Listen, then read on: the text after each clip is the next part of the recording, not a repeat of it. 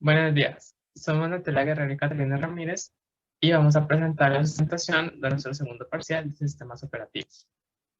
Entonces, para empezar, ¿qué es GIL en Python? ¿Cómo maneja los hilos? ¿Y qué dice Guido van Rossum al respecto?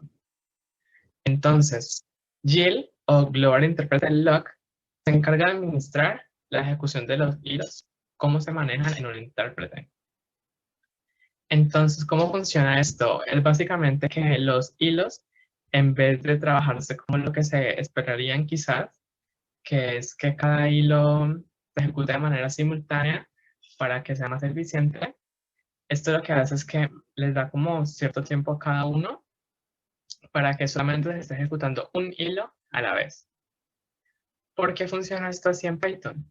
Porque en Python existe el reference counting, el conteo de referencias, por decirlo así, que consiste en que cuando una variable no es referenciada más en el programa, se pasa a liberar su memoria para que así pues, no se esté ocupando tanta memoria. Entonces, obviamente esto es muy bueno, pero cuando se están trabajando varios hilos, es muy duro llevar el conteo de referencia, ya que en una variable, en un hilo, se puede haber terminado de referenciar esta variable y se pasaría a borrar de memoria, mientras que en otro hilo todavía está siendo usada. O también se podrían causar errores de que se está utilizando una misma variable en diferentes hilos, por lo tanto sus valores cambiarían y no se estaría utilizando de manera correcta. Entonces, GIL se utiliza para solucionar este problema. A costa de un poco de eficiencia al trabajar con varios hilos, se puede llevar un mejor control del programa y el programa puede funcionar de manera más correcta, a pesar de perder ese poquito de eficiencia. Entonces, Guido van Rossum, el creador de Python, habla sobre que a pesar de todo esto, no se debería considerar un problema el trabajar con GIL en Python, ya que a pesar de que es cierto que entonces el uso de hilos en Python prácticamente no existe de una correcta desperdicia, en Python tenemos los múltiples procesos. Los múltiples procesos justamente funcionarían como funcionan los hilos, pero sin causar errores con el conteo de referencia y sin causar problemas con el uso de diferentes referencias a una misma variable en diferentes procesos. Entonces, para Guido van Rossum, GIL en Python eh, por ahora no se va a ir y, y no es algo negativo. Bueno, entonces ya con ese tema pasaremos al segundo punto que se trata sobre XV6. Entonces vamos a explicar cómo funciona el scheduler de proc.c en XV6. Entonces, el scheduler es como la función que se encarga de dar el orden de qué procesos van a ser los que se van a estar corriendo. Entonces, para esto, el scheduler podemos ver aquí, este es el código. Vemos que en las primeras dos líneas se declaran dos punteros de tipo proc y de tipo CPU. Entonces, el puntero C, que es de tipo CPU, le asignamos myCPU, que sería la CPU en la que estamos trabajando en este momento. Y al P lo dejamos por ahora así.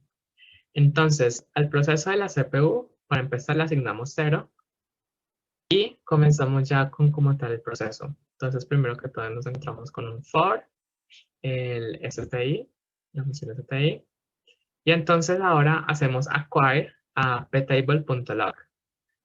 Entonces, ¿qué es lo que hace esta acquire? Básicamente es tomar esa variable, tomar ese valor, para que no lo tomen otras funciones, entonces para otros hilos, por decirlo así.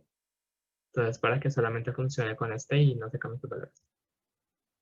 Hacemos un for en el que vamos a recorrer ptable para sacar todos los procesos de ahí, recorrerlos pues, evaluar sus valores.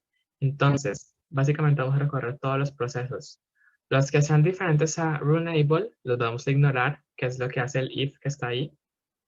Y los que sí sean runable, vamos a pasarlo a que el proceso de la CPU sea ese, el que está en runable, llamamos a la función switch UVM con ese proceso, cambiamos el estado de ese proceso a running, hacemos switch con el scheduler de la CPU y el contexto del proceso y llamamos a la función switch QVM. Todo esto pues ya tiene que ver con el resto de funciones del prod, que son como de que cómo se está ejecutando el proceso. Entonces, en todas estas funciones el estado del proceso se cambia antes de volver y ya volvemos a cambiar el proceso de la CPU a 0. Entonces, bueno, ahí se sigue pues recorriendo el for, se hace esto con cada proceso y el resumen de esto que acabé de explicar es que es como correr el proceso. Los procesos que estaban en runables pasan a estar en running, se corren y pues ya se hace todo lo que está pues dependiendo de cada proceso. Al terminar estos for, terminar de recorrer toda la tabla de ptable, se hace release de ptable.log. Entonces, básicamente como liberarla para que ya otros procesos, para que ya pueda ser usada en otros lugares. Bueno, entonces eso sería esta parte. La siguiente parte es modificar este código según las instrucciones que estaban en el link. Entonces, este es el código modificado. Básicamente es muy similar al anterior, solo que se agrega un nuevo proceso, un nuevo apuntador que es P1 y al mismo tiempo se agrega hike P que también es uno nuevo. Entonces se hace lo mismo, se utiliza quire para bloquear las variables que están en ptable para que otros hilos no puedan utilizarla.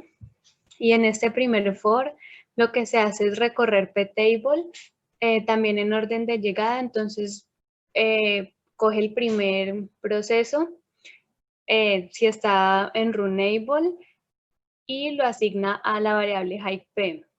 Luego, en el segundo for, lo que se hace es que se va a comparar con todos los demás procesos de ptable, pero que estén en estado runable.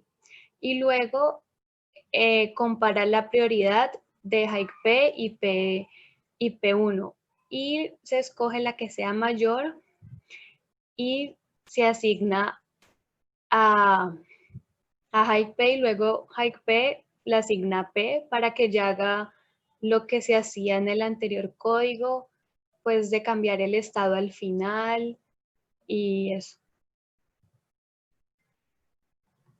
Bueno, entonces ahora nos pedían que cambiáramos el algoritmo para que fuera un algoritmo del tipo first come, first served, o sea, FC, FS. Nos pareció que con cómo estaba el código inicialmente, o sea, con cómo lo había explicado yo hace unos momentos, ese código cumpliría con ser de tipo first come, first served. ¿Por qué? Porque las características de un algoritmo tipo first come, first served es que se atienda primero el que esté primero. O sea, el primero que viene es el primero que se sirve, el primero que se atiende. Entonces, ya que la tabla de ptable se está recorriendo a través de un for, se está recorriendo desde el principio hasta el final, entonces, y tomamos cada uno que no es en estado runable, entonces opinamos que esto es básicamente cumplir con lo que es un first come, first serve. Trabajar en orden, desde el primero hasta el último, trabajando con cada uno, primero, segundo, tercero, así hasta llegar al final, que se ejecute y que se haga todo el proceso que se debe hacer con cada una vez que se está trabajando. Entonces, dejamos el código como se encontraba actualmente. Estos eran los cambios que había que hacer, o sea, llevarlo hasta el estado eh, inicial para que entonces dejara de ser un código de prioridad y pasar a ser first come, first served. Eso sería todo.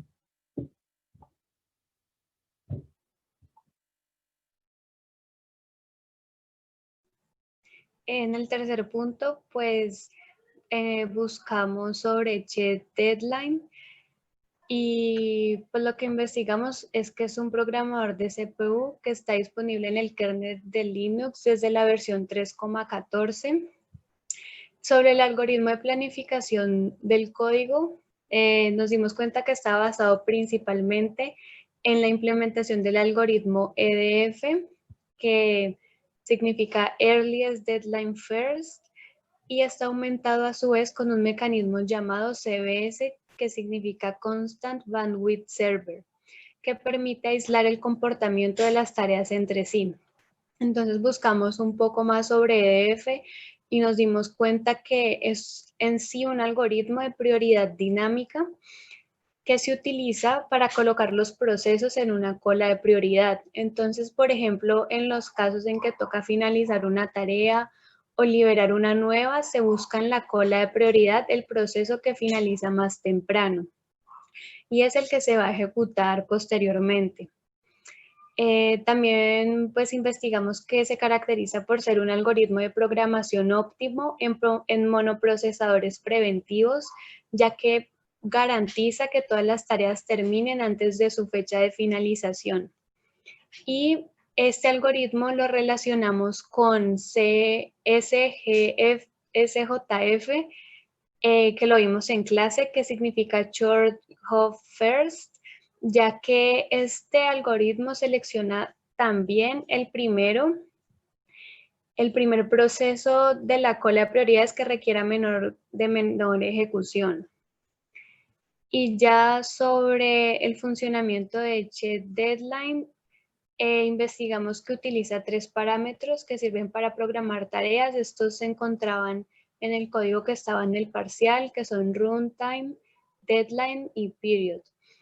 Y consiste en que una tarea CheckDeadline se encarga de recibir estos parámetros de runtime, period y deadline en microsegundos del tiempo de ejecución. Y ya para implementar esta rutina, lo que hace es que cada vez que se activa una tarea, el scheduler calcula un scheduling deadline que cumpla con la condición del algoritmo CBS. Y lo que hace el algoritmo CBS es asignar scheduling deadlines a las tareas para que cada tarea se ejecute como máximo en su tiempo de ejecución en cada periodo y así evitar que haya interferencia de tareas. Luego de eso, las tareas se programan utilizando EDF, que era el algoritmo que explicamos anteriormente, que consistía en seleccionar la tarea que finaliza más temprano y luego se procede a ejecutarla. Bueno, esa fue nuestra explicación del segundo parcial. Muchas gracias por su atención. Gracias.